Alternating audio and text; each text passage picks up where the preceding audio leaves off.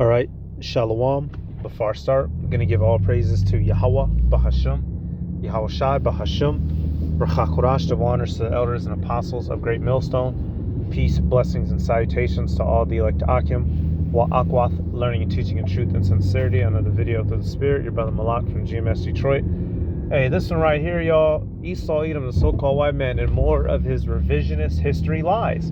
This guy is literally trying to rewrite world history in front of us. And now the new thing, I just caught on to it. Now they're trying to say that ancient Rome and Greece wasn't rampant with, we'll say, rainbowism. It wasn't, they weren't practitioners on the mainstream of the libiquita, right, of rainbow community activities. And we know that's literally just a straight up lie. You had cities like Pompeii, quite literally rainbow cities, right? As I'm gonna pull up here in a moment, as the video goes on, they had paintings and statues of same-sex and bestiality, immoral sexual practices.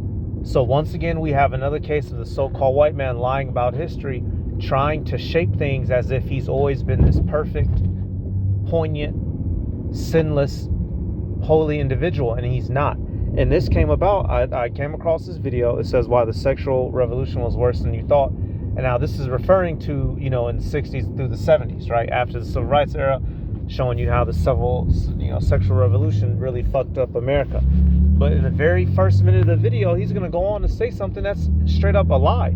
And then you see in the comments, one of the top comments right here. It warms my heart to finally see people calling out the myth that ancient Rome and Greece was some sort of homosexual funland for the farce that it is. And that shit got 9,000 likes. These Edomites, y'all, they're falling apart. They're literally trying to lie their way out of everything. It's not a farce. We can read like real accounts. Hell, even the Spartans used to get into some off shit, y'all, which we know the Spartans were Israelites, but they were in that Greek lifestyle. So they used to do particular things that were unlawful. Straight up, straight down, right? You're not supposed to be wrestling naked. No way you cut it. So let me let this play. We'll get some scriptures. We'll get some of these different articles and stuff. Y'all, this revisionist history shit is they're really trying to rewrite history because shameful spewing is on their glory. Let's get it. Sexual morality is one of the biggest aspects of any civilization. How the family and the relationship between man and woman are understood has major effects that ripple through all of society. For over 1,000 years, Western nations lived by Christian sexual morality. Christianity, especially Catholicism, teaches that sexuality is meant for marriage, and violating this standard is a sin. Things like pornography, divorce, and homosexuality were treated as bad in the West for most of its recorded history. The supposedly liberal attitudes of the Greeks and Romans are wildly exaggerated. They too believed in strict sexual standards, although slightly different from the Christian morality that would come later. That's an absolute lie. That's a complete lie. That is an absolute lie. And even in the scriptures, we know that that's a lie. In the first chapter of Romans, we know that that's a lie. So come into this comment, right? Click on the replies. Leather Apron Club did a video about it. So this is a whole new thing on YouTube, y'all. Edomites are running around spreading misinformation about the acts of some of their forefathers, which is why, hey, you go watch the movie Alexander, played by, what was that, Colin Ferris or Colin Farrell. Alexander the Greek, the man himself, used to practice rainbow lifestyle, right? Which it was shown in that movie. Many notable white so-called Greek and Roman people of history practice rainbow lifestyle. Right here, what do you say? That's where I first heard about it. So apparently that guy, Leather Apron Club, they're some of the first people to start spreading this lie. Metroton talks about it too. Well, he's a liar. Let's see. You don't build an empire being a bundle of sticks. Hey, I will say this, just because somebody's gay doesn't mean they can't fight or kill you. Once again, y'all, they're trying to change history. It says, agreed. As a Greek who takes a lot of pride in my heritage, I take personal offense to the idea that my ancestors were just a bunch of HMOs. Well, it doesn't matter if it offends you. It matters if it's the truth. And the truth of the matter is that ancient Rome and ancient Greece was flooded with sexual immorality, especially HMO activity. Now, right here, now this is one of the comments. Somebody, gave some pushback. This looks like a woman, Michelle Masters. She said, "Too bad it's not true." Meaning what? Ancient Roman Greece was doing these sexually immoral things. It's not true that they weren't. That's what she's saying. It says Roman and Greek history span over 2,000 years. A lot can happen, and societal reform and liberalism are bound to have occurred. Right. So let's say originally they weren't as heavy into it. Well, eventually they got into it. You have literal Greco-Roman gods that are completely devoted to HMOism. All right, stop it. It says recorded history. It says we have recorded history of how sexually devious or liberal the Romans and Greeks were for at least some period of time, long enough for it to become established as part of Roman culture and history. Pompeii was literally covered in pornography, and a large amount of the infrastructure of the city was literally designated for prostitution and whoring. Straight up, straight down, y'all. So we'll come back to that.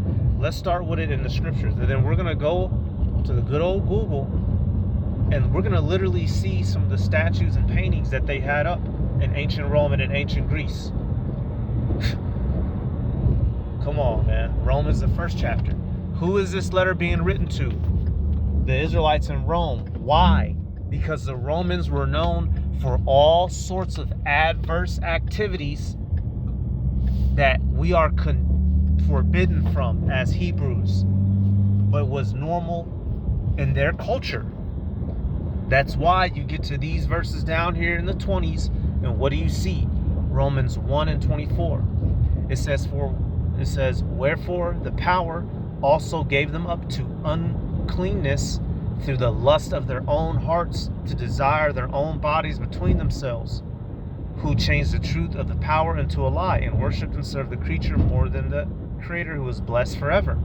So here it is. The Heavenly Father is telling you that He's allowed these people to give in to those wicked acts. What kind of wicked acts were these people getting into? Rather than obeying the Heavenly Father and being obedient, what kind of things were they getting into? For this cause the power gave them up unto vile affections, for even their women did change the natural use of that which was against nature. So the women practice deviancy as well, not just the men.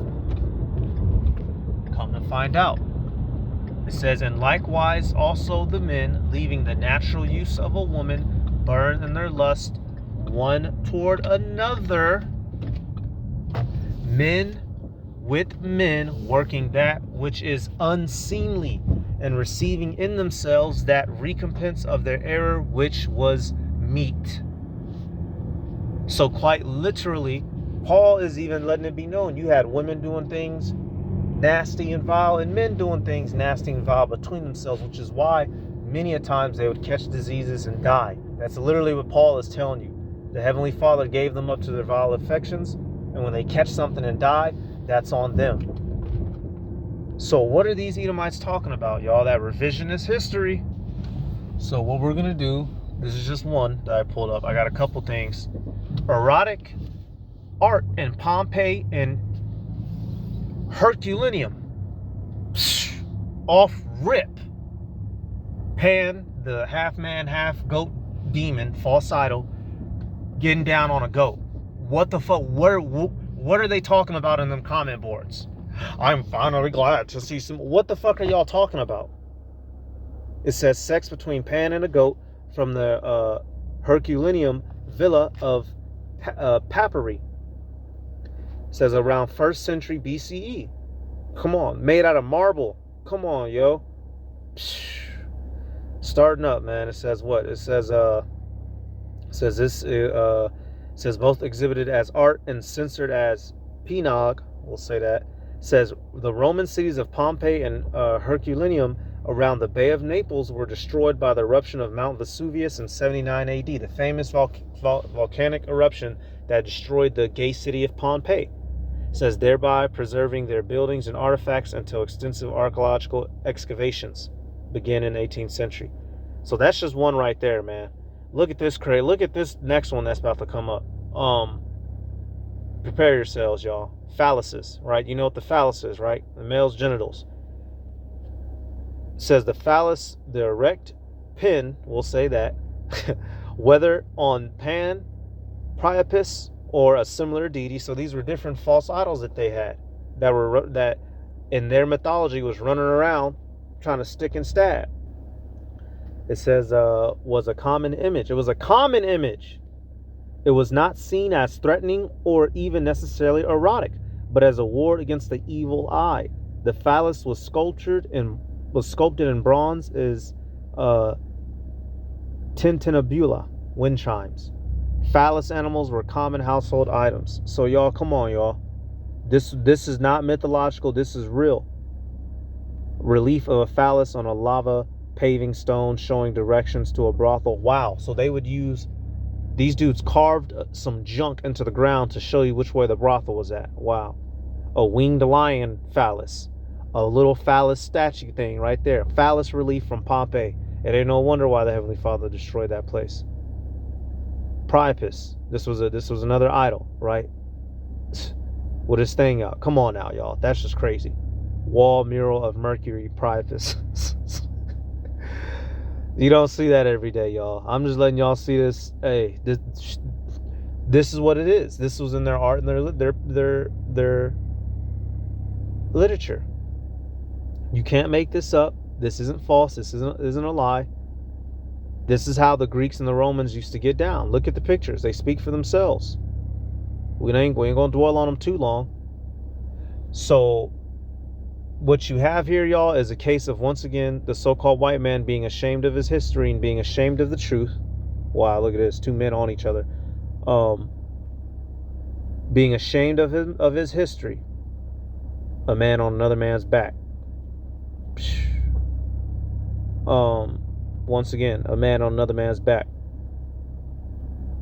These people are notorious liars. And you have this thing, Elder Malcolm goes into it a lot, right? Critical race theory, right? And another one being revisionist history. They're literally trying to rewrite history, y'all, which is why, a part of the NWO, they want to get rid of the books. They want to introduce this world in this new chip era and eliminate all the blotches of the past.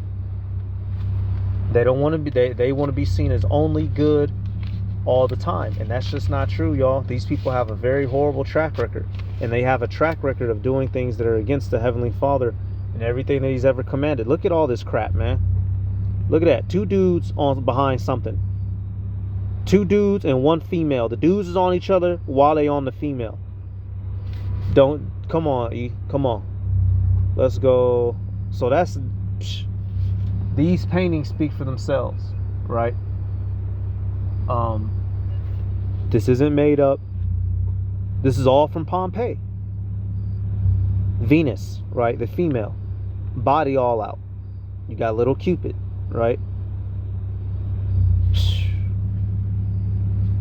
You had a whole holy a holiday that they had, Lupercalia, February 15th, which today, is where we get Valentine's Day from, the day after.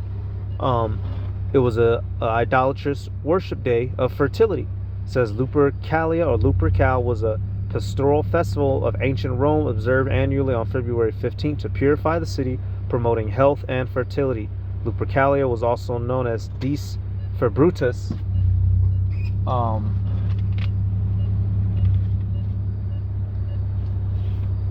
Dies Februtus, after the purification instruments called Februa, the basis for the month named Februarius. So, literally, y'all, the month of February, as we know it, was actually a fertility sexual perversion day, going back to Lupercalia. And where's it at? Where's the rights? Where's the yep, with the wolf. Lupus, right? The word. Says the Lupercalia had its own priesthood, the Luperci, brothers of the wolf, whose institution and rites were attributed either to Arcadian culture, hero Evander, or to Romulus and Remus. Right, so this was all intertwined into their culture. It says at the Lupercal altar, a male goat or goats and a dog were sacrificed by one another of the Luperci under the supervision of the Flamindius, Jupiter's chief priest. So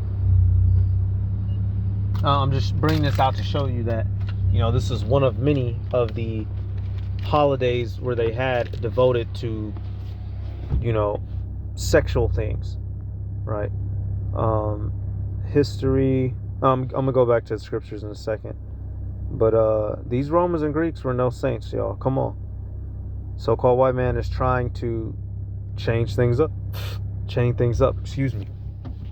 It says the sacrificial feast followed, after which the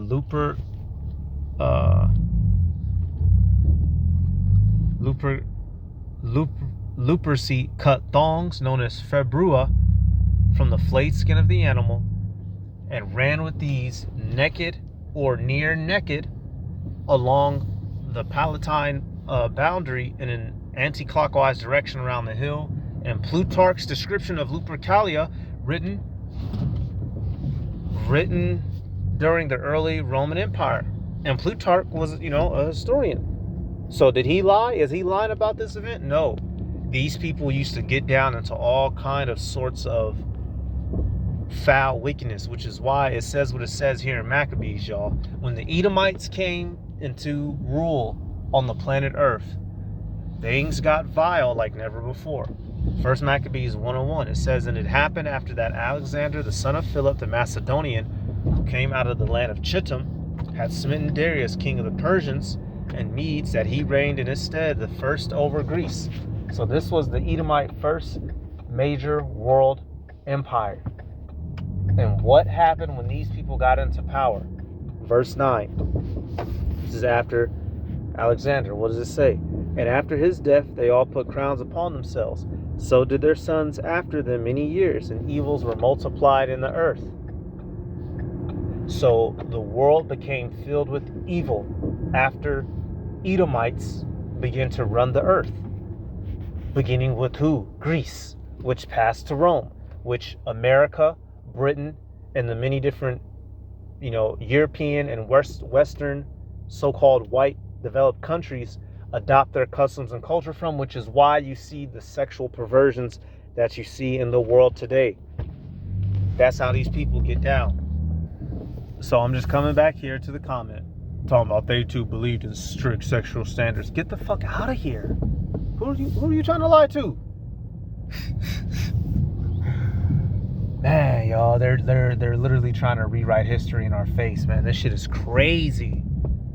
When I'm just coming back here, you come to the comments, all these weak ass little white boys, because he's mad that Tyrone and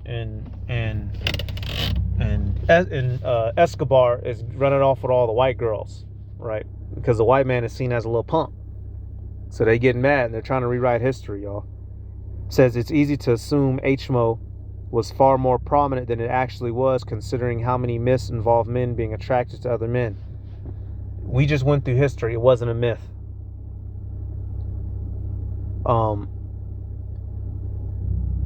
They did have a period of hedonism and degeneracy, purely coincidentally, right around the time they stopped being incredible empires they had once. Nigga, no.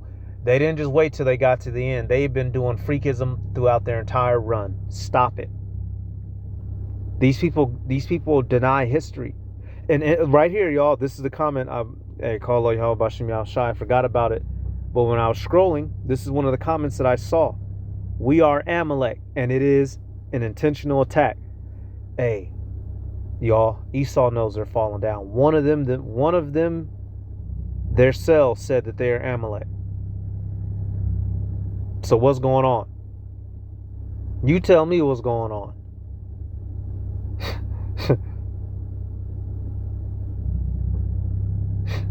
These comments, man. As an Italian Greek man, I appreciate this as well. Shut up. Y'all love lies. Everybody loves them a good lie. And the truth of the matter is, them Greeks and some Romans were some freaks.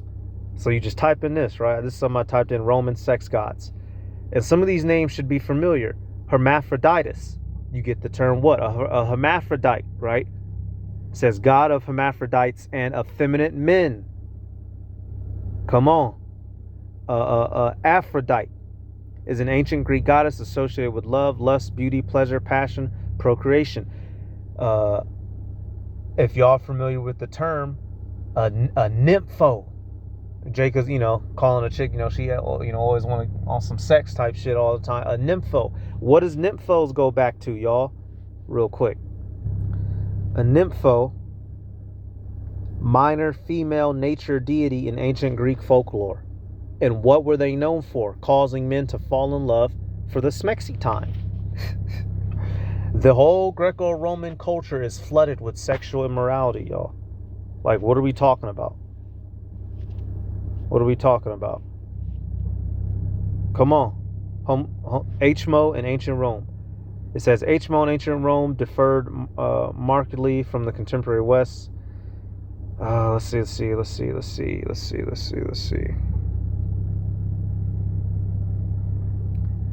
Okay.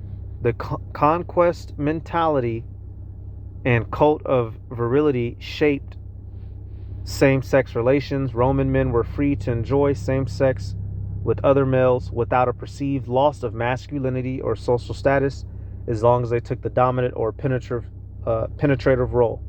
Acceptable male partners were slaves and former slaves, prostitutes, and entertainers whose lifestyle placed them in the nebulous social realm of infamia, fame. So they were excluded from the normal protections afforded a citizen, even if they were technically free. Freeborn male minors were off limits at certain periods in Rome. Yeah, certain periods. But they used to get off on the young boys. So we see here, y'all, this was a normal part of their culture. And as long as I guess if you was doing the giving, right, it wasn't a social knock. So simply put, y'all, these guys are just lying. They're trying to rewrite history, and you can't. You have to deal with the wickedness of your forefathers. And they're trying their damnedest to rewrite history, because their skirt has been unveiled, and now they're dealing with all the shame. And this, y'all, before Yahweh Bashim Yahweh Shai destroyed this place, he told us he was going to let us see the shame of this wicked ass place. Nahum 3:5, it says, "Behold, I am against thee, saith the Lord of hosts, and I will discover thy skirts upon thy face, and I will show the nations thy nakedness and the kingdoms thy shame. And I will cast abominable filth upon thee and make thee vile, and will set thee as a gazing stock." So literally, y'all, all the things that Esau, Edom has done and said is becoming viewable to the world. And now he has to deal with the shame that goes with it. And this, this encompasses everything. His political practices, his military, the misdeeds that he's done to us, the Israelites. And you best believe his sexual immorality. So I just wanted to visit that, man. These people, y'all, they're just straight up lying. They're just straight up lying. So interesting, y'all. Hey, it's in the scripture, so we know it's true. All right, so with that, I'm gonna give all praises to Yahweh Bashim Yahweh Shai Bahashim Rakakorash. Give honors to the elders and apostles of the millstone. Peace, blessings, and salutations to all the elect Akim, Wa Aqua, learning and teaching the truth and sincerity. Shalom.